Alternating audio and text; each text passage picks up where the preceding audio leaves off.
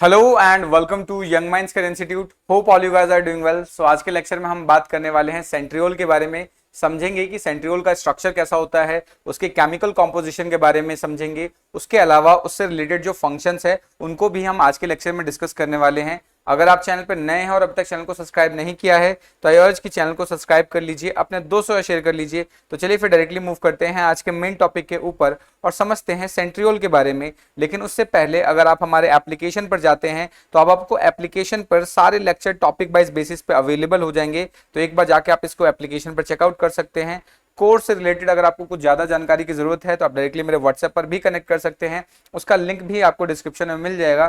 तो चलिए फिर स्टार्ट करते हैं और समझते हैं सेंट्रियोल के बारे में। अगर हम सेंट्रियोल के बारे में बात करें तो जो सेंट्रियोल है बेसिकली एक मेम्ब्रेन लेस स्ट्रक्चर होता है। मींस कि इसके चारों तरफ किसी भी तरीके का कोई भी लाइपोप्रोटीन का मेम्ब्रेन आपको देखने को नहीं मिलता। यानी ये जो पर्टिकुलर आपका सेंट्रियोल है वो एक प्रोटीनियस स्ट्रक्चर होता है जिसके अंदर आपको बहुत सारे अलग अलग प्रोटीनियस स्ट्रक्चर्स देखने को मिलते हैं। जैसे कि बात करें जो ट्यूबुलिन्स हो गया, सेंट्रिन हो गया, टेक्टिन्स हो गया, इस तरीके के बहुत सारे जो प्रोटीन्स है वो उनसे मिलकर ये बनता है। ठीक है, सेंट्रल वाला इसका पार्ट होलो होता है, उसके चारों तरफ क्या होता है इस तरीके से आप देख रहे हो। यहाँ पर ये जो डायग्राम देख रहे हो यहाँ पर क्या होगा, इस तरीके से जो रॉड लाइक आपको स्ट्रक्चर्स देखने को मिल रहे हैं जिसको हम माइक्रोट्यूब्यूल्स बोलते हैं। ठीक है, तो यहाँ पर 9 माइक्रोट्यूब्यूल से मिलकर बनता है, जिसको अभी हम थोड़ी देर में इसके स्ट्रक्चर को समझेंगे। फिलहाल के तौर पे आपको जो समझना है कि ये जो सेंट्रियोल होता है एक मेम्ब्रेनलेस स्ट्रक्चर है, यानी इसके चारों तरफ किसी भी तरीके का मेम्ब्रेन आपको देखने को नहीं मिलेगा, टोटली प्रोटीनियस स्ट्रक्चर है। उसके अलावा ये जनरली अगर हम सेंट्रियोल की बात करें तो आपको ऑलमोस्ट हर एक एनिमल के अंदर देखने को मिल जाएगा, लोअर प्लांट्स में देखने को मिल जाएगा, प्रिमिटिव फ्लैजिलेट्स के अंदर देखने को मिल जाएगा। लेकिन सबसे इंपॉर्टेंट चीज जो आपको ध्यान रखना है कि ये जो सेंट्रियोल है ये हायर प्लांट्स में एब्सेंट होता है। ठीक है, इस चीजों को हमें अच्छे से याद रखना है। तो चलिए फिर पहले हम क्या करते हैं, इन सारी चीजों को लिख लेते हैं, देन उसके बाद आगे समझेंगे। ठीक है, सो अगर मैं सेंट्रियोल की बात करूं तो ये क्या है, एक मेम्ब्रेनलेस, ये आपका मेम्ब्रेनलेस स्ट्रक्चर है। ठीक है, ये क्या है आपका मेम्ब्रेनलेस स्ट्रक्चर है। यानी हम बात कर बोल सकते हैं इसकी कि no lipoprotein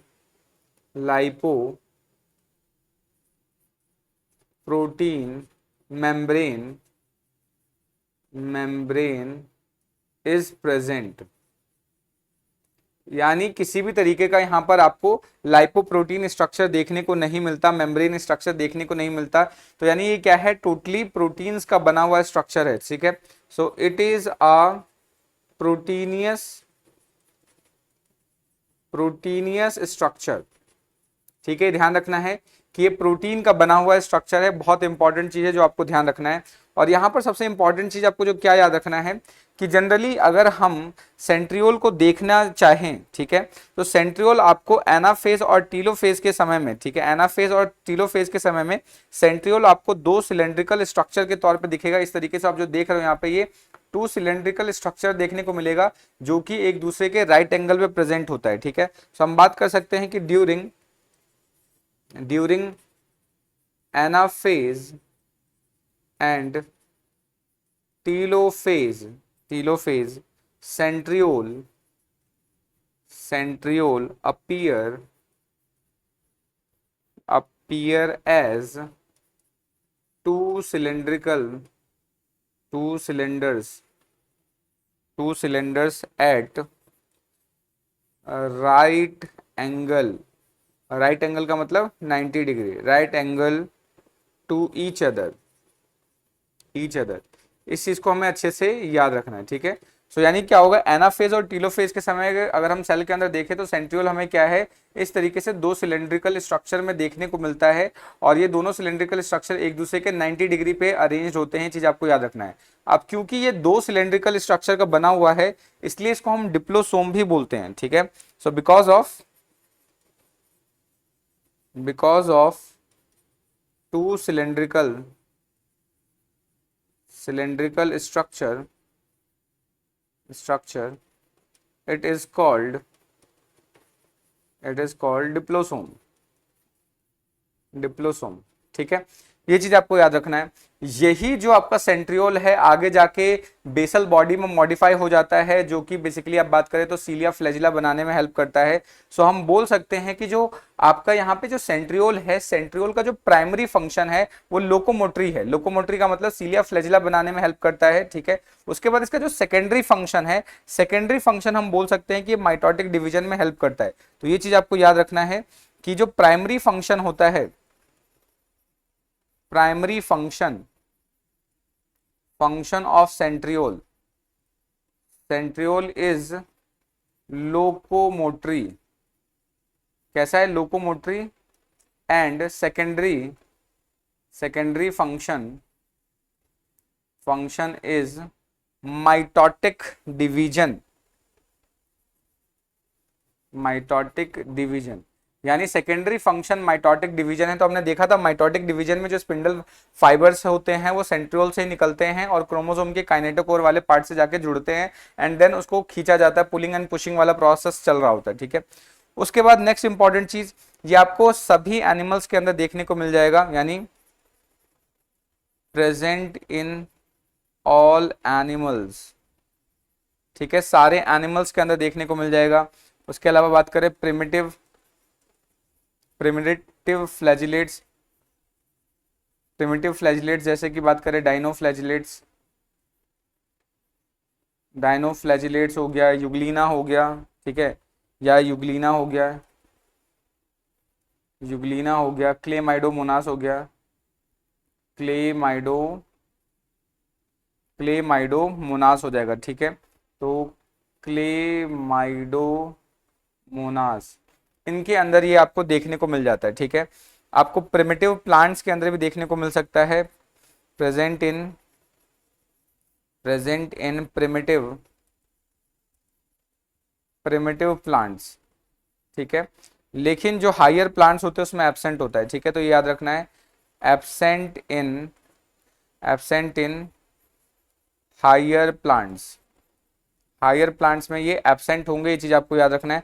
and next important चीज कि ये जो सेंट्रियोल है इसका जो डुप्लीकेशन होता है वो आपको एस फेज के अंदर देखने को मिलता है। तो इंपॉर्टेंट है, duplication of centriole is seen in S phase, ठीक है। तो ये छोटी छोटी चीजें हैं जो आपको अच्छे से याद रखना है, ये एक इंट्रोडक्टरी पार्ट है। आई होप आपको ये वाला जो पार्ट है अच्छे से समझ में आ गया होगा। अगर फिर भी कोई डाउट है, किसी पॉइंट पे समझ में नहीं आया, तो आप कमेंट करके पूछ सकते हैं, ठीक है। तो चलिए फटाफट इनमें से कुछ पॉइंट्स को हाईलाइट कर लेते हैं। तो सबसे इंपॉर्टेंट चीज क्या है, एक मेम्ब्रेनलेस स्ट्रक्चर है, ठीक है। यानी यहाँ पर आपको मेम्ब्रेन नहीं देखने को मिलेगा, यानी जो लाइपोप्रोटीन की जो मेम्ब्रेन होती है वो यहाँ पर एब्सेंट होगी, मेम्ब्रेनलेस स्ट्रक्चर है, ठीक है। तो बेसिकली बना किसका होता है, ये पूरा का पूरा प्रोटीनियस स्ट्रक्चर होता है, यानी प्रोटीन का बना हुआ स्ट्रक्चर है, ये चीज आपको याद रखना है। एनाफेज और टीलोफेज की अगर हम बात करें तो उस केस में जो सेंट्रियोल है वो आपको दो सिलेंडर की तरह दिखेगा, और ये जो दोनों सिलेंडर है एक दूसरे के राइट एंगल पे अरेंज होते हैं या राइट एंगल पे प्रेजेंट होते हैं, ये चीज आपको याद रखना है, ठीक है।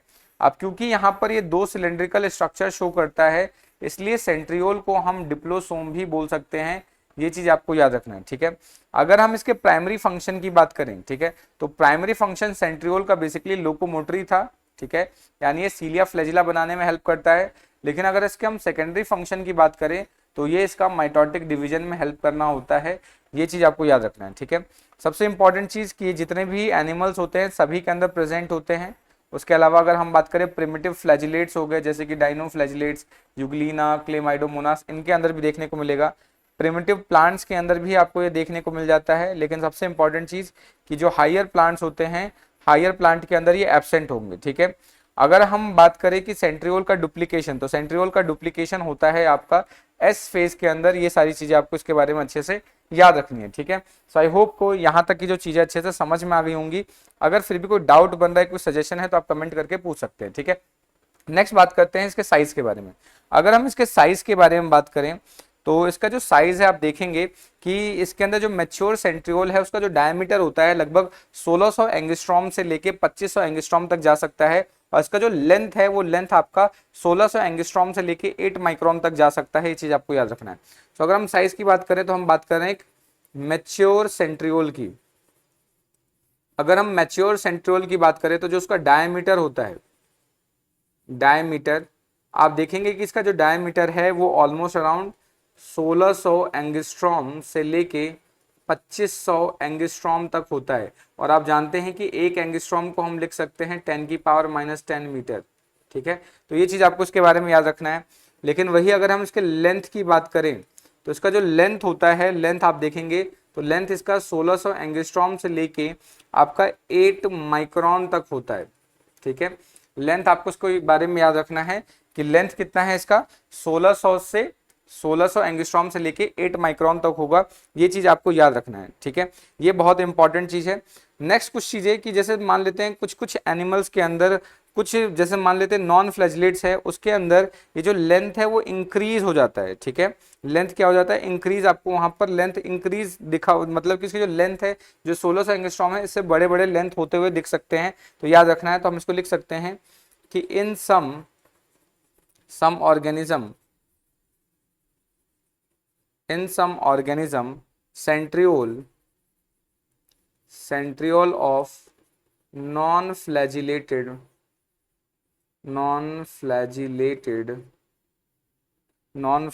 cell increases। ठीक है, वहां पर आपको इंक्रीज देखने को मिलता है, इंक्रीजेज इन लेंथ, यानी उसकी लेंथ आपको बढ़ी हुई दिख जाती है। ये चीज आपको याद रखना है। और ये चीज आपको कहाँ देखने को मिल जाता है, तो ये आपको ग्रीन एल्गी देखने को मिल सकता है। ग्रीन एल्गी जिसे निटेला बोलते हैं, इसके अंदर देखने को मिल सकता है। ये चीज आपको याद रखना है। या न्यूरोपेट्रन जो इंसेक्ट्स होते हैं उसके अंदर देखने को मिल सकता है, न्यूरोटेरन इंसेक्ट। तो इसके अंदर बेसिकली जो इसकी लेंथ है वो बढ़ी हुई आपको दिख जाती है। ये चीज आपको याद रखना है। ठीक है, तो अगर हम बात करें नेक्स्ट कि जो जाइंट सेंट्रियोल है, सबसे बड़ा centriole, giant centriole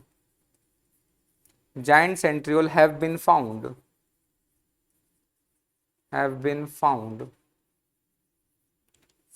in oocyte and spermatocyte of some species। यानी कुछ स्पीसीज के oocyte और स्पर्मेटोसाइट के अंदर आपको सबसे बड़ा जाइंट सेंट्रियोल देखने को मिल जाता है। ठीक है, नेक्स्ट अगर हम बात करें जो सोमैटिक सेल्स होते हैं, जो नॉर्मल सेल्स होते हैं जिनको हम सोमैटिक सेल्स बोलते हैं, सोमैटिक सेल्स के अंदर टिपिकल स्मॉलर सेंट्रियोल आपको देखने को मिलता है। ठीक है, so somatic cells have typical smaller centriole, यानी इसके अंदर आपको छोटा सेंट्रियोल देखने को मिलेगा। ये चीज आपको इसके बारे में अच्छे से याद रखना है। ठीक है, तो चलिए फिर फटाफट कुछ पॉइंट्स को यहाँ पे जल्दी जल्दी हाईलाइट कर लेते हैं।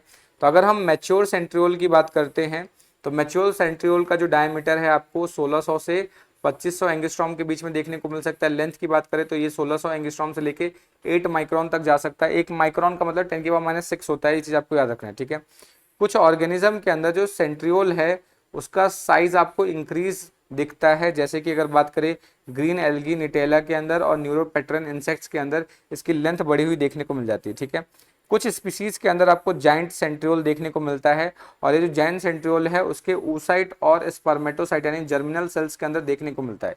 लेकिन वही अगर सोमैटिक सेल्स की बात करें तो सोमैटिक सेल्स के अंदर आपको टिपिकल स्मॉलर सेंट्रियोल देखने को मिलेगा। जो सोमैटिक सेल्स होते हैं उनके अंदर ज्यादा बड़ा आपको सेंट्रियोल देखने को नहीं मिलता। ये चीज आपको इसके बारे में अच्छे से याद रखना है। ठीक है, सो आई होप आपको ये सारी चीज अच्छे से समझ में आ गई होंगी। अगर फिर भी कोई डाउट बन रहा है, कोई सजेशन है तो आप कमेंट करके पूछ सकते हैं। ठीक है, नेक्स्ट अब बात करते हैं स्ट्रक्चर ऑफ सेंट्रियोल। तो सबसे पहले हम क्या करेंगे, इस पूरे स्ट्रक्चर को अच्छे से समझ लेंगे और स्ट्रक्चर को समझने के बाद फिर जाके इन सारी चीजों को लिख लेंगे। ठीक है, तो सबसे पहले हम स्ट्रक्चर को डिटेल करते हैं। तो अगर हम एक सिंपल से सेंट्रियोल की बात करें तो सेंट्रियोल को आप देखेंगे कि यहाँ पर 9 माइक्रोट्यूब्यूल से मिलके बनता है। ठीक है, जनरली क्या है, इस तरीके से भी आपने पीछे देखा, यहाँ पर इस तरीके से देखो ये रॉड लाइक स्ट्रक्चर से मिलकर बनता है। और ये जो रॉड लाइक स्ट्रक्चर होते हैं टोटली 9 स्ट्रक्चर, जैसे ये एक रॉड हो गया, 2 रॉड हो गया, 3 4 5 6 7 8 9, तो क्या होगा, टोटल 9 माइक्रोट्यूब्यूल से मिलके बनता है। ठीक है, तो टोटली क्या है, ध्यान रखना है कि ये 9 माइक्रोट्यूब्यूल से मिलके बनेगा। सबसे पहली चीज ये ध्यान रखना है। अब इस 9 माइक्रोट्यूब्यूल के अंदर ये जैसे सपोज करो ये पूरा का पूरा ये एक माइक्रोट्यूब्यूल कहलाएगा, ठीक है। ये क्या है, एक माइक्रोट्यूब्यूल। तो ऐसे कितने होंगे, 9, 1 2 3 4 5 6 7 8 9, ठीक है। तो ये जो तीन स्ट्रक्चर आप देख रहे हो, तीनों स्ट्रक्चर क्या कहलाएगा आपका, सिंपल सा 1 माइक्रोट्यूब्यूल कहलाएगा, ठीक है। सो वैसे ही कितने हैं, ये 9 माइक्रोट्यूब्यूल से मिलके बनता है ये स्ट्रक्चर, ठीक है। बेसिकली एक हॉलो स्ट्रक्चर होगा, ये चीज आपको याद रखना है। सो इस तरीके से 9 माइक्रोट्यूब्यूल से मिलकर बनेगा। अगर हम एक माइक्रोट्यूब्यूल की बात करें तो एक माइक्रोट्यूब्यूल के अंदर हमें 3 सब फाइबर्स देखने को मिल सकते हैं, और ये जो तीनों सब फाइबर्स होते हैं वो बेसिकली यहाँ पर सर्कुलर पैटर्न में अरेंज होंगे। और बेसिकली ये जो सर्कुलर पैटर्न में अरेंज होंगे जिसमें से एक को हम ए, एक को बी और एक को सी बोल सकते हैं, ठीक है। सो जो आपका एक माइक्रोट्यूब्यूल है वो 3 सब यूनिट से मिलकर बनेगा, ठीक है। ध्यान रखना है कि ये टोटल इस तरीके से जो स्ट्रक्चर आप देख रहे हो, इस तरीके का जो स्ट्रक्चर देख रहे हो, इसको हम बोलेंगे एक माइक्रोट्यूब्यूल। ये क्या है, एक आपका एक माइक्रोट्यूब्यूल है। और एक माइक्रोट्यूब्यूल को बनाने के लिए यहाँ पर आप देखेंगे कि 3 सब यूनिट की जरूरत पड़ती है, ठीक है। क्या है, आपको यहाँ पर 3 सब यूनिट की जरूरत पड़ती है। और 3 जो सब यूनिट है जिनको हमने अभी नाम दिया है ए बी सी, ये जो 3 सब यूनिट आप देख रहे हो यहाँ पर ए बी सी, उसके अंदर आप देखेंगे कि टोटल 13 सब फाइबर्स प्रेजेंट होते हैं। इसको यहाँ पर हमें समझना है, इसको थोड़ा अच्छे से समझिएगा क्योंकि यहाँ से क्वेश्चन बन जाते हैं, तो इसको हम अच्छे से समझेंगे, ठीक है। तो सबसे पहली चीज हमने क्या समझा कि जो सेंट्रियोल है, सेंट्रियोल को बनाने के लिए हमें 9 माइक्रोट्यूब्यूल्स की जरूरत पड़ती है, ठीक है। अब ये जो माइक्रोट्यूब्यूल है, एक माइक्रोट्यूब्यूल को बनाने के लिए 3 सब यूनिट की जरूरत पड़ती है, ठीक है। और ये जो सब यूनिट है वो सब यूनिट आपका ए बी सी है, ठीक है। अब अगर मैं बात करूं यहाँ पर जो सब यूनिट ए है, ठीक है, सब यूनिट ए को बनाने के लिए इस तरीके से ग्लोबुलर फाइबर्स की जरूरत पड़ती है, इस तरीके से ग्लोबुलर फाइबर की जरूरत पड़ती है। और ये जो ग्लोबुलर फाइबर होते हैं वो इस तरीके से मतलब एक स्फेरिकल फॉर्म में अरेंज होंगे। और इसके अंदर जो ग्लोबुलर फाइबर की जो संख्या होती है ए के अंदर जो ग्लोबुलर फाइबर की जो संख्या होती है वो 13 होती है। ये चीज आपको याद रखना है। टोटल अगर इसको मैं काउंट करूँ तो कितना होना चाहिए, 13 होना चाहिए, ठीक है। सो किसी एक सब यूनिट को बनाने के लिए, जैसे सपोज करो सब यूनिट ए को बनाना है, तो सब यूनिट ए को बनाने के लिए मुझे 13 सब फाइबर्स की जरूरत पड़ेगी, ठीक है। तो इस तरीके से 13 सब फाइबर आपस में अरेंज हो जाएंगे। तो ध्यान रखना है, सबसे पहली चीज यहाँ से क्वेश्चन क्या बनता है कि एक माइक्रोट्यूब्यूल को बनाने के लिए कितने सब यूनिट्स की जरूरत पड़ेगी, 3 सब यूनिट। और ये सब यूनिट कौन कौन से होते हैं, ए बी सी, 3 सब यूनिट होंगे। एक सब यूनिट यानी सिंगल सब यूनिट ए को बनाने के लिए हमें टोटल 13 सब फाइबर्स की जरूरत पड़ेगी, जो कि स्फेरिकल या ग्लोबुलर पैटर्न में इस तरीके से अरेंज होंगे। और ध्यान रखना है कि जो सिर्फ आपका जो ए सब यूनिट होता है, जो आपका सिर्फ सब यूनिट ए है, ए सब यूनिट, यही कंप्लीट होता है। यही क्या होगा, कंप्लीट ग्लोबुलर स्ट्रक्चर होगा, यही कंप्लीट गोला शेप में होगा या कंप्लीट ग्लोबुलर शेप का होगा, ठीक है। ये चीज आपको याद रखना है। लेकिन वही अगर मैं यहाँ पर बी बनाऊं, ठीक है, तो बी भी क्या होगा, इस तरीके से आपका ग्लोबुलर स्ट्रक्चर होता है, ठीक है। इस तरीके से ग्लोबुलर स्ट्रक्चर होता है, लेकिन ये पूरी तरीके से ग्लोबुलर नहीं बन पाता। ये क्या होता है, सी शेप का बनता है, ठीक है। जो बी है और उसके बाद जो तीसरा जो सब यूनिट है जो आपका सी है, ठीक है, ये पूरी तरीके से गोले में कन्वर्ट नहीं हो पाता। यहाँ पर क्या है, बी और सी का जो शेप होता है वो कैसा होता है, सी शेप का होगा, ठीक है। ये चीज आपको याद रखना है। और इसके अंदर टोटल अगर हम बात करें तो 10-10 सब फाइबर्स प्रेजेंट होते हैं। लेकिन एक चीज ये ध्यान रखना है कि जो 10 होते हैं, 10 तो इनके पास अपने पास होते ही हैं, लेकिन जो 3 फाइबर है, 3 फाइबर्स की इसके साथ शेयरिंग करते हैं सो दैट कि ये भी ग्लोबुलर स्ट्रक्चर बने, ठीक है। लेकिन अगर हम सिंपल ऊपर से देखें, जो क्वेश्चन पूछा जाता है वो क्वेश्चन ये पूछा जाता है कि जो आपका सब यूनिट ए है वो कंप्लीट होता है, कंप्लीट ग्लोबुलर होता है और उसके अंदर 13 सब फाइबर्स प्रेजेंट होते हैं, ठीक है। लेकिन बी की बात करें तो कंप्लीट ग्लोबुलर नहीं होता, वो सी शेप का होता है और उसके अंदर टोटल 10 सब फाइबर प्रेजेंट होंगे। सेम एज सी की बात करें तो ये भी सी शेप का ही होता है और इसके अंदर भी आपको 10 सब फाइबर देखने को मिलेगा। यानी जो कंप्लीट ग्लोबुलर होगा वो सिर्फ और सिर्फ आपका ए ही होगा। ये चीज आपको याद रखना है, ठीक है। तो इस तरीके से यहाँ पर आपको अरेंज होता है, यानी जो 9 माइक्रोट्यूब्यूल है इस तरीके से पेरिफेरी पर अरेंज हो जाता है, ठीक है। अब अगर हम बात करें जो सेंट्रियोल है, जो आपका जो सेंट्रियोल होता है उसका जो अरेंजमेंट होता है वो 9+0 का होता है। ठीक है, ये चीज आपको याद रखना है। यानी बाहर पेरिफेरल पे तो आपको 9 माइक्रोट्यूब्यूल देखने को मिल जाएंगे, लेकिन अंदर की तरफ सेंटर में आपका जो सेंट्रल रॉड या जो सेंट्रल हब है, यहाँ पर आपको इस तरीके से कोई भी माइक्रोट्यूब्यूल नहीं देखने को मिलता है, इसलिए अंदर वाला क्या हो जाएगा, 0 हो जाएगा। तो सेंट्रियोल का जो अरेंजमेंट होता है वो अरेंजमेंट कैसे होगा कि बाहर की तरफ उसके पेरिफेरी पे 9 माइक्रोट्यूब्यूल प्रेजेंट होंगे, लेकिन अंदर की तरफ 0 माइक्रोट्यूब्यूल होंगे। तो सेंट्रियोल का जो अरेंजमेंट होगा 9+0 अरेंजमेंट, ये 9+0 अरेंजमेंट शो करता है। ये चीज आपको याद रखना है। ठीक है, सो आप ध्यान देंगे यहाँ पर ये जो 9 माइक्रोट्यूब्यूल है वो पेरिफेरी पर अरेंज हो जाएंगे, और यहाँ पर जो माइक्रोट्यूब्यूल का जो अरेंजमेंट होता है वो कुछ इस तरीके से होता है। ए अंदर होता है, उसके जस्ट बाद बी होता है, उसके जस्ट बाद सी होता है। ठीक है, इसी तरीके से यहाँ पर क्या होगा, ए बी सी, यानी क्या होगा, ए बी सी पैटर्न में सारे अरेंज होते हैं। और ये ध्यान रखना है कि एक माइक्रोट्यूब्यूल का जो ए है वो सी माइक्रोट्यूब्यूल से या सी सब यूनिट से जुड़ता है, यानी ए सब यूनिट सी सब यूनिट से कनेक्टिव के थ्रू, या इसको लिंकर बोलते हैं, इस लिंकर के थ्रू आपस में जुड़ा हुआ होता है। ये ध्यान रखना है। ठीक है, बहुत ही रेयर केसेस होता है जहां पर है ए से ए और सी से सी के बीच में कनेक्शन होता है, ये चीज आपको याद रखना है। बट यूजुअली अगर हम बात करें तो यूजुअली क्या होता है, ए सब यूनिट से सी सब यूनिट आपस में कनेक्टेड होता है, इनके बीच में ये लिंकर प्रोटीन या लिंकर बेसिकली स्ट्रक्चर प्रेजेंट होता है जो ए और सी को आपस में कनेक्ट करेगा। ठीक है, नेक्स्ट अब अगर इसके सेंटर की तरफ, अंदर की तरफ जाके देखें तो अंदर में आपको एक कार्टविल लाइक स्ट्रक्चर देखने को मिलेगा। कार्टविल का मतलब क्या है कि आपको जनरली आपने देखा होगा जो बैलगाड़ी हो गई, जो बैलगाड़ी का जो स्ट्रक्चर आपने देखा ना, उसके बीच में सेंटर इस तरीके से होता है, उसके बाहर इस तरीके से पेरिफेरी होगी, और उसमें कुछ इस तरीके का बेसिकली स्पोक्स प्रेजेंट होते हैं, इस तरीके से स्पोक्स प्रेजेंट होते हैं।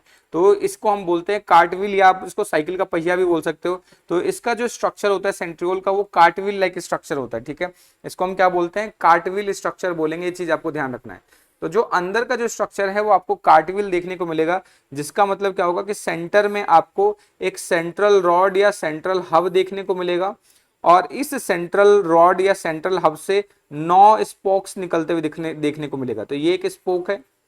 ठीक है, और इस तरीके से कितने स्पोक निकलेंगे, 1 2 3 4 5 6 7 8 9, इस तरीके से इस सेंट्रल हब से 9 स्पोक निकलते हुए दिखेंगे आपको। और ये जो स्पोक है अपने जैसे ही डिस्टल एंड पे आता है वैसे यहाँ पर ये डेंस ग्रेनुलर हो जाता है, इस तरीके से थोड़ा सा ग्रेनुलर होके डेंस हो जाता है, इस तरीके से फूल जाता है। और जैसे ये फूल जाता है अब इसका नाम हो जाता है एक्स। ठीक है, इसका नाम क्या हो जाता है, एक्स। और उसी तरीके से जो दूसरा स्पोक है वहां पर भी ये डेंस ग्रेनुलर हो जाएगा, यानी हर एक स्पोक के जो डिस्टल एंड पे ये क्या होता है, एक granular structure, dense granular structure बना देगा, और इसको हम क्या बोलेंगे, एक्स बोलेंगे। ठीक है, अब ये जो एक्स है, दो एक्स के बीच में आपको यहाँ पर एक वाई स्ट्रक्चर भी देखने को मिलता है, और ये जो वाई स्ट्रक्चर है वो क्या करता है, आपके एक्स और वाई एक्स से कनेक्टेड होता है, यानी ये जो वाई स्ट्रक्चर होगा ये दो एक्स के बीच में प्रेजेंट होगा, और ये दोनों ही एक्स से आपस में कनेक्टेड होता है। ये चीज आपको इसके बारे में याद रखना है। ठीक है, सो अभी हमने क्या पढ़ा कि जो सेंट्रियोल है, सेंट्रियोल का स्ट्रक्चर आपको एक कार्टविल लाइक स्ट्रक्चर जैसा दिखता है, और बेसिकली इसको बनाने के लिए 9 पेरिफेरल माइक्रोट्यूब्यूल्स की जरूरत पड़ती है, जो अब खुद से बनने के लिए उसके अंदर 3 सब यूनिट्स की जरूरत पड़ती है, जिसको एबीसी बोलते हैं। ठीक है, ए कंप्लीट ग्लोबुलर होगा, उसके अंदर 13 सब फाइबर्स प्रेजेंट होते हैं। बी पूरी तरीके से ग्लोबुलर नहीं होता, ये क्या है, ए के साथ शेयरिंग करता है, जिसकी वजह से यहाँ पर इसका शेप सी शेप बनता है, और इसके अंदर सिर्फ 10 ही सब फाइबर प्रेजेंट होगा। सेम है सी की बात करें तो सी भी क्या है, बी के साथ शेयरिंग करता है, और इसके अंदर भी 10 सब फाइबर प्रेजेंट होंगे। ये चीज आपको याद रखना है। ठीक है, एक माइक्रोट्यूब्यूल का सी दूसरे माइक्रोट्यूब्यूल के ए से कनेक्टेड होता है थ्रू द लिंकर प्रोटीन्स। ठीक है, तो ये चीज आपको याद रखना है। अंदर वाले स्ट्रक्चर में आपको माइक्रोट्यूब्यूल देखने को नहीं मिलता, जो आपका सेंट्रल रॉड होगा, तो इसको हम यहाँ पे जो अरेंजमेंट बन जाता है वो 9+0 का बन जाता है। ये चीज आपको याद रखना है। लेकिन जैसे ही सेंट्रियोल आगे जाके बेसल बॉडी में कन्वर्ट होता है, और ये जो बॉडी है फ्लैजिला जैसे स्ट्रक्चर्स का फॉर्मेशन करती है, तो यही स्ट्रक्चर कन्वर्ट हो जाता है 9+2 में। ठीक है, तो ये चीज हमें इसके बारे में अच्छे से याद रखना है। ठीक है, तो ध्यान रखना है जब तक सेंट्रियोल होता है तब तक 9+0 का अरेंजमेंट होगा, लेकिन जैसे सेंट्रियोल बेसल बॉडी में कन्वर्ट हो जाता है तो कुछ मॉडिफिकेशन होने की वजह से ये 9+2 के मतलब अरेंजमेंट में कन्वर्ट हो जाता है। ये चीज हमें इसके बारे में अच्छे से याद रखना है। ठीक है, सो आई होप आपको यहाँ तक की जो चीजें अच्छे से समझ में आ रही है। ठीक है, अब ये जो सब यूनिट है, सब यूनिट की बात करें तो इसका जो सब यूनिट का जो डायमीटर होता है वो ऑलमोस्ट आपको 250 एंगस्ट्रॉम देखने को मिल जाएगा। और उसके अलावा अगर सपोज करो एक यहाँ पे ग्लोबुलर स्ट्रक्चर की बात करें तो उसका जो डायमीटर होता है वो ऑलमोस्ट अराउंड 45 एंगस्ट्रॉम के करीब का होता है। ये चीज हमें इसके बारे में अच्छे से याद रखना है, ठीक है। सो आई होप आपको जो इसका स्ट्रक्चर है अच्छे से समझ में आ गया होगा। अगर स्ट्रक्चर में कोई डाउट बन रहा है, कोई ऐसा पॉइंट है जो आपको समझ में नहीं आया, तो आप कमेंट करके पूछ सकते हैं, ठीक है। अच्छा, एक चीज यहाँ पर मैं और मेंशन कर दूं, जनरली क्या होता है कि यहाँ पर हम यूजुअली मार्कर एंजाइम्स पढ़ते हैं, ठीक है। तो यहाँ पर यूजुअली आपको मार्कर एंजाइम्स देखने को नहीं मिलते, लेकिन जनरली क्या होगा कि ये सारे के सारे माइक्रोट्यूब्यूल से मिलकर बनते हैं। तो अल्फा और जो बीटा माइक्रोट्यूब्यूल है वो तो स्ट्रक्चर बनाने में हेल्प कर देते हैं, लेकिन जो गामा माइक्रोट्यूब्यूल्स हैं वो क्या होंगे, इसके पेरीफेरी पे अरेंज होते हैं, ठीक है। तो हम इसको आइडेंटिफाई करने के लिए गामा माइक्रोट्यूब्यूल से भी कर सकते हैं। तो ध्यान रखना है कि हम कभी कभी गामा जो ट्यूब्यूलिन होते हैं, ठीक है, जो गामा ट्यूब्यूलिन होगा, गामा ट्यूब्यूलिन, उसी को हम एज अ मार्कर के तौर पे ट्रीट कर सकते हैं। तो ये चीज हमें इसके बारे में अच्छे से याद रखना है, ठीक है। उसके अलावा यहाँ पर आपको कुछ स्पेसिफिक प्रोटीन्स देखने को मिलते हैं, उनका नाम भी यहाँ पे समझ लेते हैं। जैसे कि एक हो गया आपका सेंट्रिन, ठीक है। ये जो सेंट्रिन है ये बेसिकली क्या है, ल्यूमिन में पाया जाता है, ठीक है। तो एक क्या है आपका कैल्शियम बाइंडिंग, सेंट्रिन क्या होता है आपका, एक सेंट्रिन एक कैल्शियम बाइंडिंग प्रोटीन होता है जो कि ल्यूमेन में प्रेजेंट होता है, ल्यूमेन ऑफ सेंट्रियोल। ये चीज याद रखना है, सेंट्रियोल के ल्यूमेन में प्रेजेंट होगा, ये सबसे इंपॉर्टेंट चीज है, ठीक है। इसके अलावा एक प्रोटीन और है जिसके ऊपर क्वेश्चन बन गया था, उसको भी एक बार देख लेते हैं। इसको हम टेक्टिन बोलते हैं, ठीक है। तो नेक्स्ट प्रोटीन है टेक्टिन प्रोटीन। तो ये जो टेक्टिन प्रोटीन है ये बेसिकली इसको हम स्ट्रक्चरल प्रोटीन बोलते हैं, ठीक है। इसको क्या बोलते हैं, ये आपका स्ट्रक्चरल प्रोटीन होता है जो कि फिलामेंट फॉर्मेशन करता है, जो कि फिलामेंट फॉर्मेशन में हेल्प करेगा। तो ये चीज हमें इसके बारे में अच्छे से याद रखना है, ठीक है। सो आई होप आपको यहाँ तक की जो चीजें अच्छे से समझ में आ रही होंगी। कहीं पर भी किसी भी पॉइंट पे डाउट लग जाए तो आप कमेंट करके पूछ सकते हैं, ठीक है। तो चलिए फिर आप इसके स्ट्रक्चर्स के बारे में थोड़ी सी चीज़ों को लिख लेते हैं जो इंपॉर्टेंट पॉइंट्स हैं, सो दैट कि आपको जब कभी रिवाइज करो तो आप इसको अच्छे से याद कर पाएंगे, ठीक है। सो जनरली अगर हम बात करें कि यहाँ पर जो सेंट्रियोल का जो फॉर्मेशन होता है उसके अंदर आपको देखने को मिलेगा 27 माइक्रोट्यूब्यूल या 27 आपको फाइबर्स देखने को मिलता है। यानी क्या होगा, ईच माइक्रोट्यूब्यूल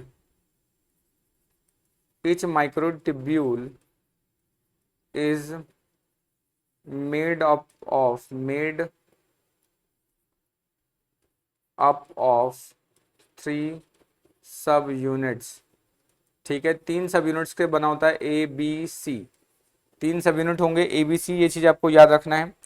उसके अलावा ये जितने भी अगर हम बात करें जो सब यूनिट A है, सब यूनिट A, इसमें क्या होता है 13 सब फाइबर्स प्रेजेंट होंगे, ठीक है। इसके अंदर क्या होगा 13 सब फाइबर, और ये आपका क्या होगा कंप्लीट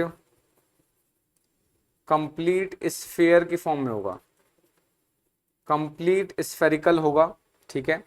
लेकिन अगर हम सब यूनिट बी की बात करें तो जो सब यूनिट बी है आपका, ठीक है, सब यूनिट बी है उसके अंदर आपको 10 फाइबर देखने को मिलते हैं, ठीक है। ये आपको 10 फाइबर होगा और ये कंप्लीट नहीं होगा, ये कैसा होगा सी शेप का होगा, ये याद रखना है। लेकिन ये क्या है ए के साथ शेयरिंग करता है, ये भी बात आपको याद रखना है। नेक्स्ट अगर हम सब यूनिट सी की बात करें तो इसके अंदर भी आपको 10 सब फाइबर देखने को मिलते हैं और ये भी आपका कैसा होता है सी शेप का होगा। ये चीज आपको इसके बारे में अच्छे से याद रखना है, ठीक है। तो ये तीनों चीज क्या है आपके सी शेप के होंगे, ये तीनों सब यूनिट्स, ये चीज आपको अच्छे से याद रखना है, ठीक है। नेक्स्ट जो सेंट्रियोल होता है सिलेंड्रिकल स्ट्रक्चर होगा जो कि दोनों एंड्स पे ओपन होता है, ठीक है। तो नेक्स्ट पॉइंट ये कैसा है, cylindrical structure open at both ends, ठीक है। ये आपके दोनों एंड्स पे ओपन होंगे, ये चीज आपको याद रखना है, ठीक है। ये कैसा होगा दोनों एंड्स पे ओपन होता है, ये चीज अच्छे से याद रखना है, ठीक है। नेक्स्ट बात करें तो यहां पर क्या होगा कि सबसे पहले जो माइक्रोट्यूब्यूल पढ़ा है उस माइक्रोट्यूब्यूल के बारे में थोड़ा सा डिस्कस कर लेते हैं, ठीक है। सो इसमें से मैंने माइक्रोट्यूब्यूल्स के बारे में आपको ये सारी चीज़ें थोड़ी थोड़ी बताई दी हैं, आई होप अच्छे से समझ में आ गया होगा आपको, ठीक है। नेक्स्ट अगर हम बात करें तो ये तो हो गया इसके स्ट्रक्चर के बारे में कि इस तरीके से 9 क्या होगा, जनरली 9 माइक्रोट्यूब्यूल्स प्रेजेंट होते हैं, 9 पेरिफेरी पे प्रेजेंट होते हैं, ये चीज़ हमने डिस्कस कर लिया है, ठीक है। नेक्स्ट एक और चीज़ आपको मैं यहाँ पर मेंशन कर देता हूँ कि जो डिस्टल एंड होता है, the distal end of basal body is capped by basal plate। इसका मतलब क्या है कि जब सेंट्रियोल आपका बेसल बॉडी में कन्वर्ट हो जाता है तो उसका जो डिस्टल एंड है उसके ऊपर आपको बेसल प्लेट देखने को मिल जाता है। ये चीज आपको इसके बारे में अच्छे से याद रखना है, ठीक है। सो अभी हम क्या कर रहे हैं, इसको कुछ पॉइंट्स को हाईलाइट कर देते हैं। जैसे कि हर एक माइक्रोट्यूब्यूल की बात करें तो वो 3 सब यूनिट से मिलकर बनता है जिसको ABC बोलते हैं। तो अगर सब यूनिट ए की बात करें तो उसके अंदर 13 सब फाइबर्स होंगे और ये कंप्लीट स्फेरिकल या ग्लोबुलर होगा, ठीक है। सब यूनिट बी की बात करें तो उसके अंदर 10 सब फाइबर होते हैं और ये सी शेप का होता है और ए के साथ शेयरिंग करता है, ठीक है। नेक्स्ट अगर हम बात करें सी की तो इसके अंदर भी 10 सब फाइबर होते हैं और ये भी आपका सी शेप का होगा, ये चीज आपको याद रखना है, ठीक है। जनरली बात करें तो जो आपका माइक्रोट्यूब्यूल एक सिलेंड्रिकल स्ट्रक्चर है जो कि दोनों एंड पर ओपन होता है, लेकिन जैसे ही ये बेसल बॉडी बनाता है उसका जो डिस्टल एंड होगा उसको कवर करने के लिए बेसल प्लेट की जरूरत पड़ती है। ये चीज हमें इसके बारे में अच्छे से याद रखनी है, ठीक है। सो आई होप आपको ये सारी चीज अच्छे से समझ में आ गई होंगी। अगर फिर भी कोई डाउट बन रहा है, कोई सजेशन है तो आप कमेंट करके बता सकते हैं, ठीक है। सो नेक्स्ट अब हम बात करते हैं कि इसके स्ट्रक्चर में जो माइक्रोट्यूब्यूल है, यानी ये जो स्ट्रक्चर देख रहे हो आप ये वाला, इसको हम माइक्रोट्यूब्यूल बोलते हैं, ठीक है। सो अब इन माइक्रोट्यूब्यूल्स के बारे में सारी चीजें लिख लेते हैं जो भी मैंने आपको यहाँ पे बता ही दी हैं, ठीक है। तो एक बार इनको भी थोड़ा सा लिख लेते हैं सो दैट कि रिवीजन के समय में आप ये सारी चीज अच्छे से याद कर पाओ, ठीक है। सो अगर हम बात करें कि जो वॉल्स होता है सेंट्रियोल का, the walls of centriole consist of 9 triplet microtubules. यानी जो सेंट्रियोल का वॉल्स होता है उस पर क्या होगा, 9 ट्रिपलेट माइक्रोट्यूब्यूल्स देखने को मिल जाएगा। ये चीज आपको याद रखना है, ठीक है। उसके अलावा अगर हम बात करें जो हर एक माइक्रोट्यूब्यूल है, ठीक है, वो जो हर एक माइक्रोट्यूब्यूल है यानी each microtubule is consist of 3 सबट्यूब्यूल और सब फाइबर। यानी एक जो माइक्रोट्यूब्यूल है वो 3 सबट्यूब्यूल या सब फाइबर से मिलके बनता है। ये चीज आपको इसके बारे में याद रखना है। जिसका जो डायमीटर होता है, ठीक है, जिसका जो डायमीटर होता है वो ऑलमोस्ट अराउंड 250 एंगस्ट्रॉम के करीब होगा। ये चीज आपको याद रखना है, ठीक है। नेक्स्ट अभी मैंने आपको ABC के बारे में डिटेल बता ही दिया है तो उसको हम यहाँ पर दोबारा नहीं लिख रहे हैं, ठीक है। तो ये चीज आपको याद रखना है। नेक्स्ट कि जनरली जो A सब फाइबर है, ठीक है, A सब fibre is connected with C सब फाइबर ऑफ डिफरेंट माइक्रोट्यूब्यूल। यानी एक का A दूसरे के C से कनेक्ट होता है। ये चीज आपको इसके बारे में अच्छे से याद रखनी है, ठीक है। तो हम क्या कर लेते हैं, फटाफट इसको हाईलाइट कर लेते हैं, ठीक है। सो जो वॉल्स होता है सेंट्रियोल का उसके अंदर 9 ट्रिपलेट माइक्रोट्यूब्यूल्स प्रेजेंट होंगे। हर एक माइक्रोट्यूब्यूल में 3 सब ट्यूब्यूल्स प्रेजेंट होते हैं या 3 सब फाइबर्स प्रेजेंट होता है जिसका डायमीटर आपका 250 एंगस्ट्रॉम होगा, ठीक है। अब अगर हम बात करें जो A सब फाइबर है वो क्या होता है, C सब फाइबर के साथ कनेक्टेड होता है डिफरेंट माइक्रोट्यूब्यूल का। ये चीज आपको इसके बारे में अच्छे से याद रखना है, ठीक है। नेक्स्ट आप बात करते हैं ट्रिपलेट कनेक्टिव्स, यानी ये जो ट्रिपलेट्स हैं वो आपस में किस तरीके से कनेक्ट होते हैं, ठीक है। तो इसको फटाफट देख लेते हैं। तो अगर हम इसके कनेक्शंस की बात करें कि आपस में कैसे कनेक्ट होते हैं तो अभी हमने इसको डिस्कस कर ही लिया कि इनके बीच में कनेक्शन होता क्या है, ठीक है। सो जनरली क्या होगा कि ये आपस में यूजुअली जो कनेक्शन होता है वो A का C के साथ होता है, ठीक है। सो ध्यान रखना है, इस पॉइंट को हम यहाँ पे मेंशन कर लेते हैं। usually C subfiber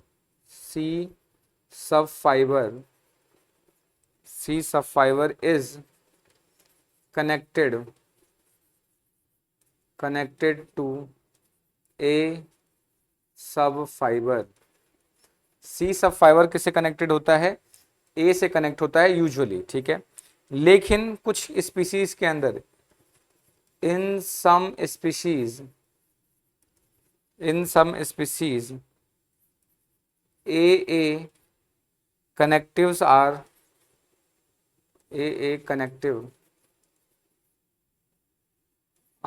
prominent. A connective कुछ स्पीसीज के अंदर आपको देखने को मिल जाएगा। एग्जाम्पल के तौर पर अगर हम बात करें तो निटेला हो जाएगा, जिसके अंदर आपको ए कनेक्टिव देखने को मिल जाता है। ये चीज आपको याद रखना है। सेम एज अगर हम बात करें इन सम स्पीसीज आपको सीसी कनेक्टिव्स भी देखने को मिल जाएगा,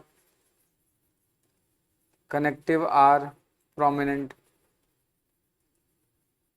ठीक है। अगर हम एग्जाम्पल के तौर पे बात करें तो यहां पर आपको सूडो ट्राइको निम्फा देखने को मिल जाएगा, ट्राइको निम्फा।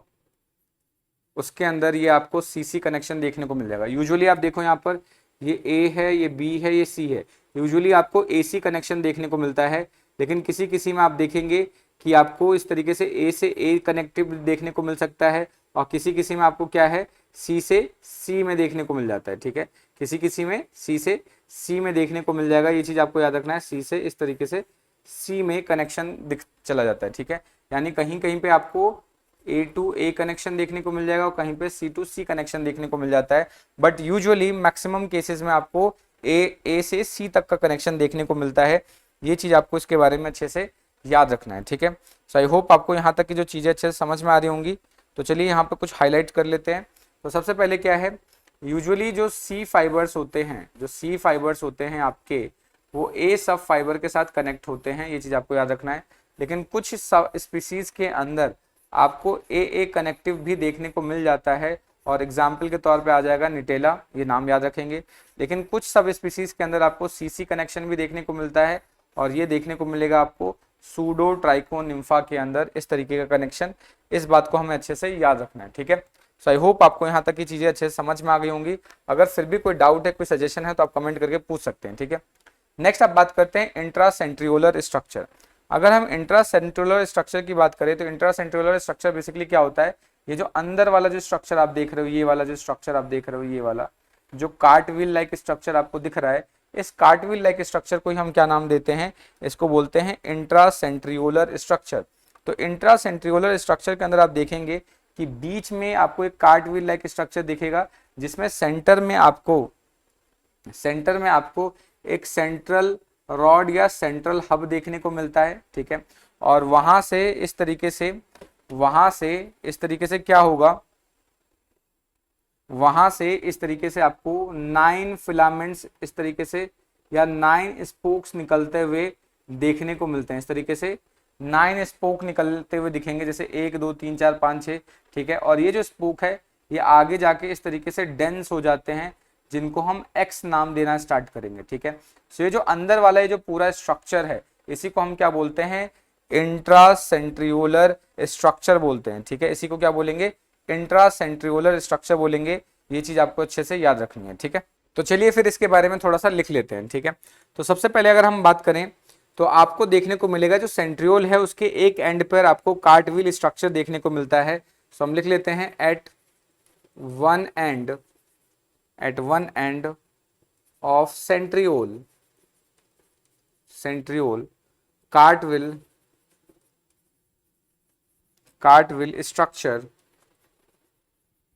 Structure is present. अब इस कार्टविल स्ट्रक्चर के अंदर आपको क्या क्या देखने को मिलता है, एक तो मिलेगा सेंट्रल रॉड, या इसी को हम सेंट्रल हब भी बोल सकते हैं, ठीक है।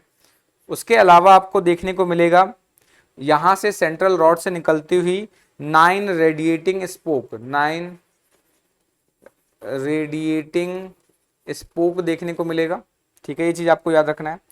नेक्स्ट अगर हम बात करें कि यहाँ पर जो डायमीटर होता है, ठीक है, यहाँ पर जो डायमीटर होगा वो कितना होता है, 25 एंगस्ट्रॉम का होगा। ये चीज आपको याद रखना है। ठीक है, नेक्स्ट अगर हम बात करें जो कार्टविल का जो शेप है सेंट्रियोल के अंदर, वो लगभग 3/5 होता है पूरा का पूरा लेंथ ऑफ सेंट्रियोल के अंदर। ठीक है, तो अगर हम कार्टविल के शेप की बात करें, या जो कार्टविल है, कार्टविल occupy 3/5 of the length of centriole. मतलब क्या हुआ इसका, ये जो कार्टविल है, ये कार्टविल बेसिकली क्या है, पूरे सेंट्रियोल का 3/5 लेंथ एक्वायर करता है। ये चीज हमें इसके बारे में अच्छे से याद रखनी है। ठीक है, सो आई होप आपको यहाँ तक की जो चीज है अच्छे से समझ में आ रही होंगी। अगर फिर भी कोई डाउट बन रहा है, कोई सजेशन है, तो आप कमेंट करके पूछ सकते हैं। ठीक है, अब एक चीज ध्यान रखना है कि अगर सेंट्रियोल के अंदर ग्रोथ होना स्टार्ट होता है, ठीक है, तो उस केस में क्या है, जो कार्टविल है, कार्टविल का साइज डिक्रीज होना स्टार्ट होता है। ठीक है, तो ध्यान रखना है, growth of centriole reduces the size of कार्टविल, और इसका जो साइज है रिड्यूस करके कभी कभी 1/5 कर देता है। ये चीज आपको याद रखना है। ठीक है, नेक्स्ट जो आपका ये जो स्पोक है, ठीक है, ये जो स्पोक है, ये स्पोक डायरेक्टली क्या होता है, ए से कनेक्टेड होता है, ए सब यूनिट से कनेक्टेड होगा। ठीक है, सो ईच स्पोक की बात करें, each spoke is connected to a sub unit. ये चीज आपको याद रखना है कि जो हर एक स्पोक है वो क्या है, ए सब यूनिट से कनेक्टेड होगा। ये चीज आपको याद रखना है। उसके अलावा क्या है, आपको यहाँ पर स्पोक्स के अंदर थिकनिंग देखने को मिल जाएगी, जिसको हम एक्स बोलते हैं। ठीक है, so thickening X is observed on spoke. ठीक है, ये चीज आपको याद रखना है। उसके अलावा आपको ये जो ट्रिपलेट्स है, ट्रिपलेट्स के बीच में आपको एक वाई थिकनिंग भी देखने को मिल जाएगी। So Y thickening is seen between the triplets. Triplets के बीच में आपको वाई थिकनिंग भी देखने को मिल जाती है। ये चीज आपको याद रखना है। ठीक है, सो फटाफट चलिए इसको एक बार इसको हाईलाइट कर लेते हैं। तो अगर हम इंट्रासेंट्रियोलर स्ट्रक्चर की बात करें, तो इंट्रासेंट्रियोलर स्ट्रक्चर क्या होता है, अंदर में जो स्ट्रक्चर प्रेजेंट होता है उसको इंट्रासेंट्रियोलर स्ट्रक्चर बोलते हैं। ठीक है, सो जो वन एंड होता है, ठीक है, सो जो वन एंड होगा सेंट्रियोल का, ठीक है, one end of centriole structure, so जो one end of centriole structure है वो उसके अंदर आपको एक सेंट्रल रॉड या हब देखने को मिल जाएगा। उसके अलावा 9 रेडिएटिंग स्पोक्स देखने को मिल जाता है। ठीक है, और अगर हम इसकी लेंथ की बात करें, जो कार्टविल है, कार्टविल पूरे सेंट्रियोल का 3/5 लेंथ एक्वायर करता है। ठीक है, लेकिन जैसे ही सेंट्रियोल के अंदर ग्रोथ देखने को मिलता है, इसका जो साइज है वो रिड्यूस होके 1/5 हो जाता है। ये चीज आपको याद रखना है। और जो हर स्पोक है वो आपके ए सब यूनिट से कनेक्टेड होता है, यानी हर एक जो स्पोक है इस तरीके से ए सब यूनिट से कनेक्टेड होगा। ठीक है, थिकनिंग की बात करें तो थिकनिंग आपको यहाँ पर एक इस तरीके से हर एक एक्स थिकनिंग देखने को मिल जाती है। ठीक है, ये चीज आपको याद रखना है। उसके अलावा आपको हर ट्रिपलेट के बीच में इस तरीके से, ये जो ट्रिपलेट है, इस ट्रिपलेट के बीच में इस तरीके से वाई थिकनिंग भी देखने को मिल जाती है। तो ये चीज हमें इसके बारे में अच्छे से याद रखना है। ठीक है, सो आई होप आपको यहाँ तक की जो चीजें अच्छे से समझ में आ रही होंगी, सारे पॉइंट्स क्लियर हो गए होंगे। अगर फिर भी कोई डाउट बन रहा है, कोई सजेशन है, तो आप कमेंट करके पूछ सकते हैं। ठीक है, तो नेक्स्ट अब बात करते हैं पेरीसेंट्रियोलर स्ट्रक्चर। पेरीसेंट्रियोलर स्ट्रक्चर्स क्या होते हैं? पेरीसेंट्रियोलर स्ट्रक्चर ऐसे स्ट्रक्चर्स होते हैं जो आपके सेंट्रियोल के बाहर प्रेजेंट होते हैं। ठीक है, सो सेंट्रियोल के बाहर या सेंट्रियोल को सराउंड करने वाले जो स्ट्रक्चर्स होते हैं उन्हीं को हम पेरीसेंट्रियोलर, पेरी का मतलब होता है आउटसाइड या पेरीफेरी। ठीक है, सो पेरीफेरी पे जो सेंट्रियोल के पेरीफेरी पे जो स्ट्रक्चर्स प्रेजेंट होते हैं उन्हीं को हम पेरीसेंट्रियोलर स्ट्रक्चर्स बोलते हैं। ठीक है, सो इसको हम कैसे लिख सकते हैं? these structure which surrounds the centriole, यानी ऐसे स्ट्रक्चर जो सेंट्रियोल को सराउंड करते हो, ऐसे स्ट्रक्चर्स को हम क्या बोलते हैं? आपको पेरीसेंट्रियोलर स्ट्रक्चर्स बोलते हैं। ठीक है, ये दो टाइप के हो सकते हैं। पहला है आपका सेंट्रियोलर सैटेलाइट, पहला क्या हो जाएगा, सेंट्रियोलर सैटेलाइट, और दूसरा हो जाता है आपका सेंट्रियोलर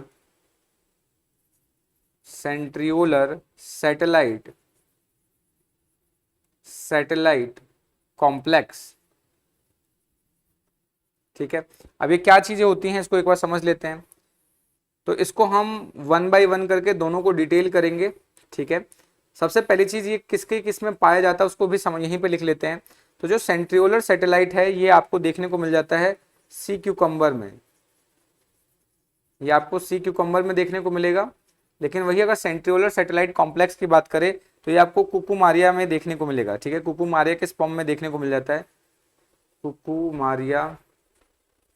ठीक है, मिनिएटिव बोलते हैं या कुकुमारिया आप सिंपल लिख सकते हो। तो कुकुमारिया के अंदर आपको ये देखने को मिल जाएगा। ठीक है, तो सबसे पहले हम डिटेल कर लेते हैं यहाँ पर ये सेंट्रियोलर सैटेलाइट की। तो अगर हम सेंट्रियोलर सैटेलाइट को थोड़ा सा डिटेल करें तो इसके अंदर आपको क्या क्या स्ट्रक्चर देखने को मिलता है उसको समझ लेते हैं। ठीक है, तो यहाँ पर ये जो आप देख रहे हो कि ये जो सेंट्रियोलर स्ट्रक्चर के चारों तरफ इस तरीके से ये जो दो क्राउन बने हुए हैं, जो ये दो स्ट्रक्चर्स होते हैं, टोटल इनकी जो संख्या है वो 9 होती है, क्योंकि हर एक टिब्यूल के ऊपर एक एक प्रेजेंट होगा और ये टिब्यूल से जुड़ने के लिए इस तरीके से ब्रिज का यूज करते हैं। ठीक है, लेकिन जरूरी नहीं है कि हर एक आपका जो सेंट्रियोलर सैटेलाइट है उसके अंदर इस तरीके से ब्रिज प्रेजेंट हो, बट किसी किसी के अंदर आपको ब्रिज भी देखने को मिल जाता है। तो इस तरीके से इसकी संख्या 9 होती है और ये 2 लेयर्स की फॉर्म में प्रेजेंट होती है। ठीक है, तो हम इसको ऐसा मान सकते हैं जैसे मान लो ये सेंट्रियोल है और इस सेंट्रियोल के ऊपर एक रो ये और एक ये रो यहाँ पर, तो इस तरीके से यहाँ पर इस तरीके से आपको पेरीसेंट्रियोलर स्ट्रक्चर या इसको आप सेंट्रियोलर सैटेलाइट बोल सकते हो, इस तरीके से प्रेजेंट होता है। ये चीज आपको याद रखना है। तो इसको हम लिख सकते हैं इसके बारे में थोड़ा सा, उसको मैं यहाँ पे मेंशन कर देता हूं। Each centriole is surrounded by 2 crown, 2 crown से इस तरीके से, क्राउन नंबर 1 क्राउन नंबर 2, तो 2 क्राउन से सराउंडेड होता है। ठीक है, उसके अलावा क्या आपको याद रखना है, each crown consist of dense कॉर्पोस्कल्स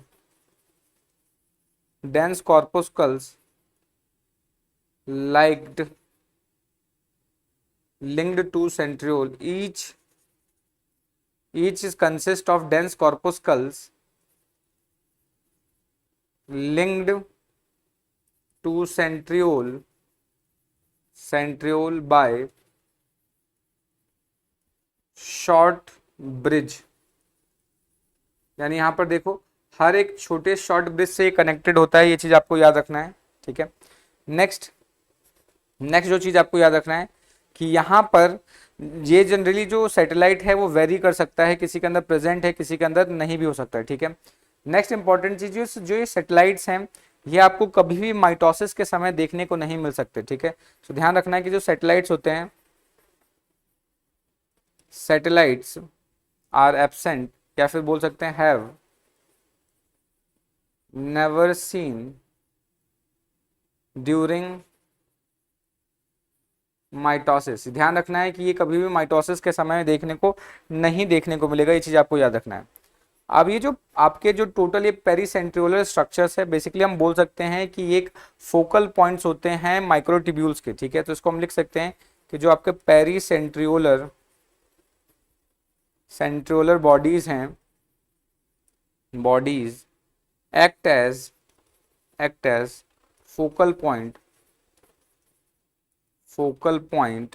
for converging microtubule. मतलब क्या है कि जो पेरीसेंट्रियोलर बॉडी है वो एक फोकल पॉइंट की तरह वर्क करती है। फोकल पॉइंट का मतलब कि वहीं से आके यहीं पर आके क्या होगा, आपका जो माइक्रोट्यूब्यूल है वो कन्वर्ज होता है, चाहे वो आपका सेंट्रियोलर सैटेलाइट हो या सेंट्रियोलर सैटेलाइट कॉम्प्लेक्स हो। बेसिकली उस पर क्या होगा, वहीं पर आके आपके जो माइक्रोट्यूब्यूल्स है वही आके कन्वर्ज होते हैं, ये चीज आपको याद रखना है। ठीक है, तो चलिए फिर हाईलाइट कर लेते हैं। तो पेरीसेंट्रियोलर स्ट्रक्चर्स क्या होते हैं, ये ऐसे स्ट्रक्चर्स होते हैं जो सेंट्रियोल को सराउंड करते हैं, चीज आपको याद रखना है। एग्जाम्पल के तौर पे आपका आ जाएगा सेंट्रियोलर सैटेलाइट और दूसरा आ जाएगा सेंट्रियोलर सैटेलाइट कॉम्प्लेक्स। ठीक है, ये चीज आपको याद रखना है। ये कहाँ मिलेगा, सी क्यूकम्बर में, और ये आपको कुकुमारिया में देखने को मिलेगा। ठीक है, हर एक सेंट्रियोलर स्ट्रक्चर के अराउंड 2 क्राउन देखने को मिलता है। ठीक है। और हर एक क्राउन जो है उसके अंदर डेंस कॉर्पस सेल्स होगा और वो सेंट्रियोल से एक शॉर्ट ब्रिज से कनेक्टेड होता है, ठीक है। हर एक जो सैटेलाइट की बात करें उसको हम माइटोसिस के समय में नहीं देख सकते हैं। और ये जो पेरीसेंट्रियोलर बॉडीज होते हैं इनका जो मेन काम होता है कि वो एज अ फोकल पॉइंट की तरह वर्क करते हैं माइक्रोट्यूब्यूल कन्वर्जिंग के समय, यानी जो माइक्रोट्यूब्यूल में जब कन्वर्जेंस होता है या उससे जाकर जुड़ते हैं तब वो एज अ फोकल पॉइंट की तरह वर्क करेंगे। ये चीज आपको इसके बारे में याद रखना है, ठीक है। नेक्स्ट अब बात करते हैं सेंट्रियोलर सैटेलाइट कॉम्प्लेक्स की, ठीक है। तो सेंट्रियोलर सैटेलाइट कॉम्प्लेक्स की अगर हम बात करें यहाँ पर, तो सेंट्रियोलर सैटेलाइट में देखो यहाँ पर जनरली अभी हमने माइक्रोट्यूब्यूल बनाया था। इस माइक्रोट्यूब्यूल में बताया था मैंने एक बी ए होता है, एक बी होता है, एक सी होता है। तो ये जो बी वाला पार्ट है, बी वाले पार्ट से कुछ इस तरीके से आप देखेंगे कि जो बी वाला पार्ट है वहां से एक थिक आर्म निकलता है, इस तरीके से बाहर की तरफ एक थिक आर्म डेंस स्ट्रक्चर निकलता है, ठीक है। और ये जो डेंस स्ट्रक्चर है वो आगे जाके इस तरीके से बाइफरकेट होके इस तरीके से मार्जिनल माइक्रोट्यूब्यूल या मार्जिनल रिंग से जाके कनेक्ट हो जाता है। तो ये जो स्ट्रक्चर आप देख रहे हो ये वाला, इसी को हम क्या बोलते हैं, सेंट्रियोलर सैटेलाइट कॉम्प्लेक्स बोलते हैं, ठीक है। तो जो सेकंड है वो हम क्या पढ़ रहे हैं, सेंट्रियोलर सैटेलाइट कॉम्प्लेक्स बोलते हैं, ठीक है। तो ये जो आपका सेंट्रियोलर सैटेलाइट कॉम्प्लेक्स है ये कहाँ से निकलेगा, द बी सब फाइबर। तो जनरली ये निकलता कहाँ से, the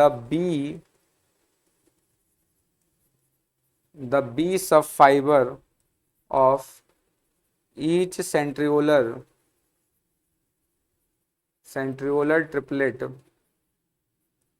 triplet gives off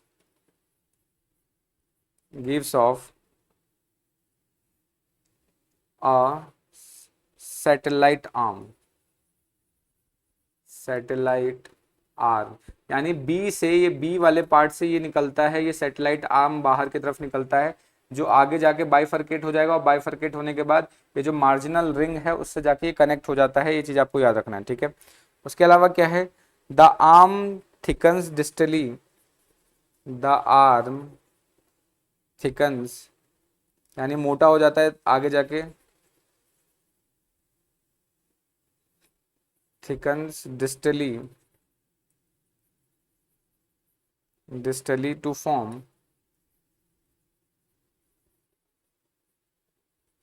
dense node and then bifurcate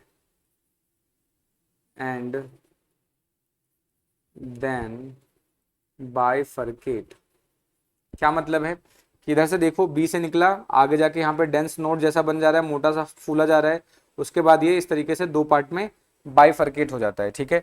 ये चीज आपको याद रखना है। नेक्स्ट यहाँ पे क्या है, हर एक ये जो दो आर्म निकल रहा है वो मार्जिनल रिंग से कनेक्ट हो जाता है, ठीक है। So each two arm connects with marginal ring, ठीक है। वो क्या होता है, इस तरीके से मार्जिनल रिंग से कनेक्ट हो जाता है। ये चीज आपको याद रखना है, ठीक है। नेक्स्ट आप देखेंगे इसके जस्ट नीचे लोअर पार्ट में इस तरीके से वाई शेप का स्ट्रक्चर और भी आपको देखने को मिलता है, ठीक है। तो जस्ट उसके नीचे ये जो आप देख रहे हो यहाँ पे सेंट्रियोलर सैटेलाइट कॉम्प्लेक्स, इसके जस्ट नीचे आपको क्या देखने को मिलेगा, एक Y shape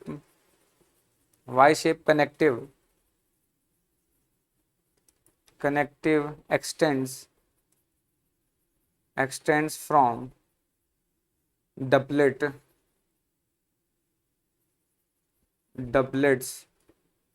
to the flagellar membrane।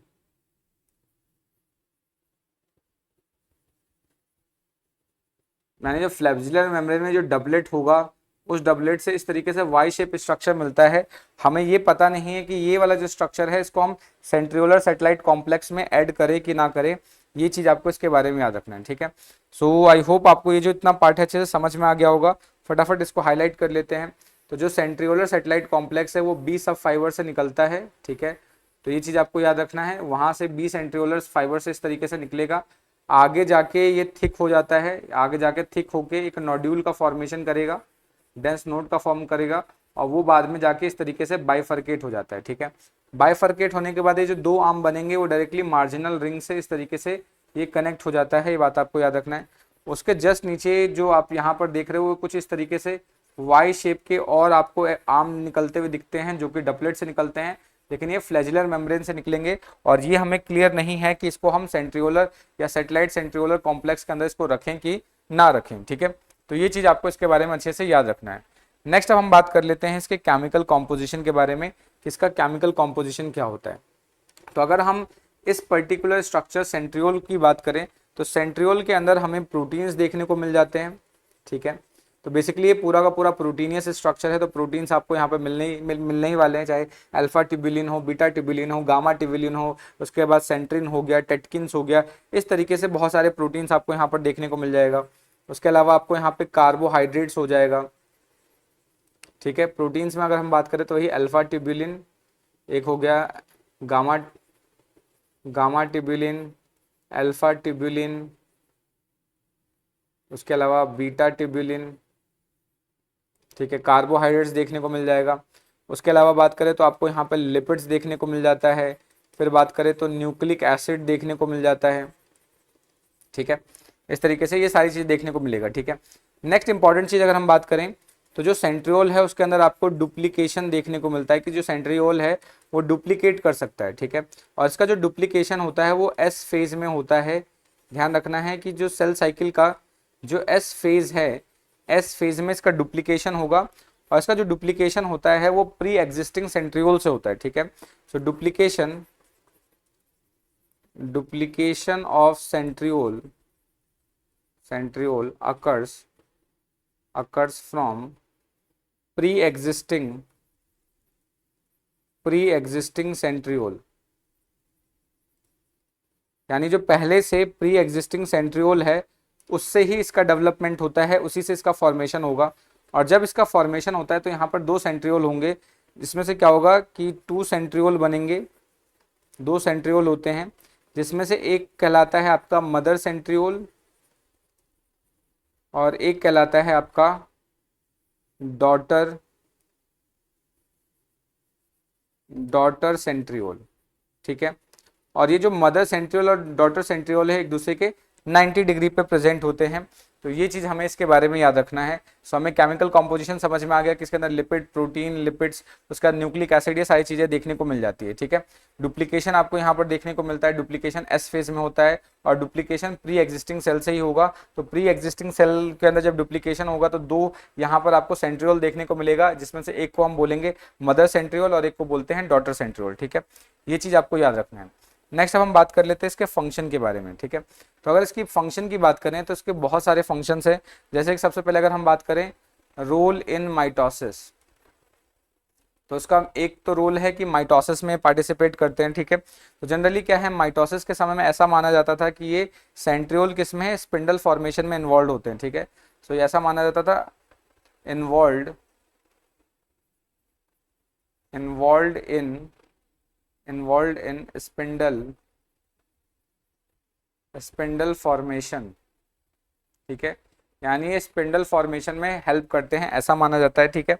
लेकिन बाद में पता चला कि जो सेंट्रियोल के चारों तरफ कुछ कॉर्पस्कल्स होते हैं, corpuscles around centriole, they form spindle. यानी सेंट्रियोल के कुछ चारों तरफ कुछ क्या होते हैं, कॉर्पस्कल्स होते हैं जो कि सेंट्रियोल का फॉर्मेशन करेंगे, ठीक है। उसके अलावा अगर हम बात करें इसका नेक्स्ट फंक्शन, तो ये आपका माइक्रोट्यूब्यूल जनरेशन में हेल्प करता है, ठीक है। So help in microtubule generation, microtubule बनाने में हेल्प करेगा, ये चीज आपको याद रखना है। उसके अलावा सीलियोजेनेसिस में हेल्प करता है, सीलियोजेनेसिस यानी सीलिया फॉर्मेशन में हेल्प करेगा। उसके अलावा हम बात करें तो स्पर्म टेल फॉर्मेशन में भी हेल्प करता है, स्पर्म टेल फॉर्मेशन इसमें भी हेल्प करेगा।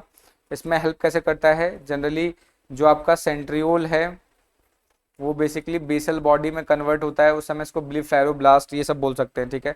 ये बेसल बॉडी में कन्वर्ट होता है, बेसल बॉडी में जैसे कन्वर्ट हो जाएगा 9+2 अरेंजमेंट होता है, सेंट्रियोल में 9+0 अरेंजमेंट होता है, ठीक है। और फिर बाद में यही जाके क्या है, टेल बनाने में हेल्प कर देता है। ये चीज़ हमें इसके बारे में अच्छे से याद रखना है, ठीक है। सो ये सारे इसके फंक्शंस हो जाएंगे, ठीक है। सो आई होप आपको यहाँ तक की जो चीज़ें अच्छे से समझ में आ गई होंगी। तो आज का हमारा जो लेक्चर था वो यहीं तक का था। होप आपको सारे पॉइंट्स क्लियर हो गए होंगे। अगर फिर भी कोई डाउट बन रहा है, कोई सजेशन है, तो आप कमेंट करके पूछ सकते हैं। मिलते हैं नेक्स्ट वीडियो में, तब तक के लिए जय हिंद दोस्तों, थैंक यू।